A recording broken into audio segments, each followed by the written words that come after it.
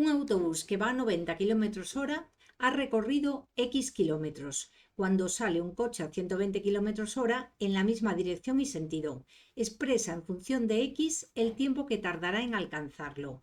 Vamos a hacer primero un esquema porque estos ejercicios de movimientos son un poco complicados de entender, pero vamos a verlo. Primero vamos a poner aquí una línea de lo que va a recorrer el autobús. Entonces, esto es el autobús. Y después ponemos la línea de lo que va a recorrer el coche, que va a ser el mismo camino. Porque cuando se encuentren, se encontrarán en el mismo punto. En este punto que tenemos aquí es donde se van a encontrar.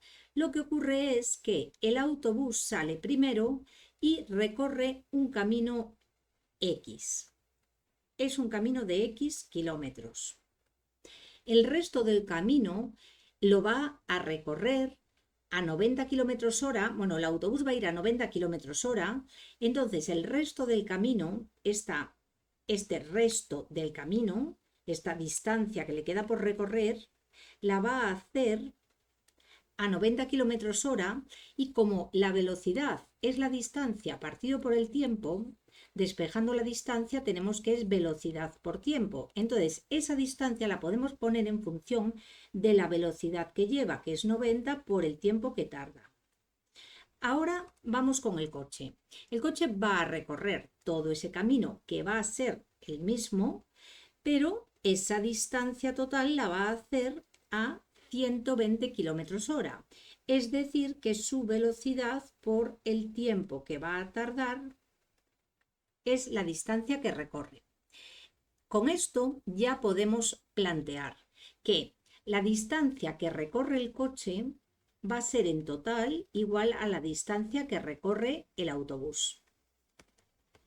Pero el coche lo ha hecho en 120t, esa distancia de 120t, cuando la del autobús ha sido primero X y después 90t.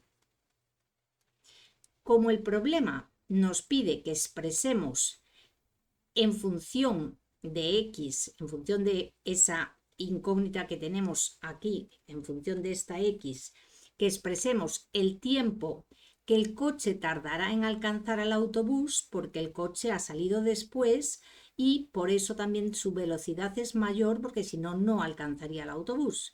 Entonces, tenemos que expresar en función de X el tiempo que tardará. Entonces, el tiempo es lo que tenemos que despejar.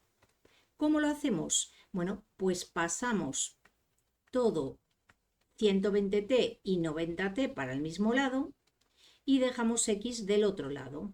Ahora sacamos factor común t, que es 120 menos 90,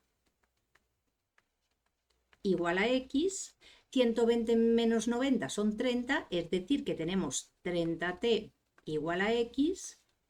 Y despejamos t, que es igual a X partido por 30. Y esto es lo que nos pide este ejercicio.